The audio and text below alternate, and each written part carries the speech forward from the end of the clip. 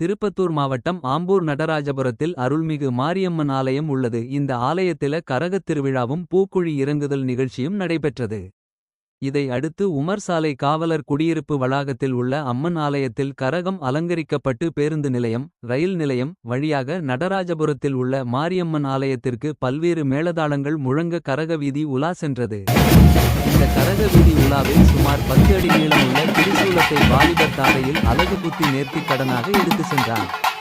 இதை அடுத்து மாலை அம்மன் கோயில் முன்பு பூக்குழி இறங்கும் நிகழ்ச்சி நடைபெற்றது. ஏராளமான பக்தர்கள் கலந்து கொண்டு பூக்குழி இறங்கி நேர்த்திக்கடனை நிறைவேற்றினர். திருவிழாவிற்கான ஏற்பாட்டினை சரவணன், ஜெகதீஷ் மற்றும் இளைஞர் நட்பணி மன்றத்தினரும் ஊர் பொதுமக்களும் ஏற்பாடு செய்தனர்.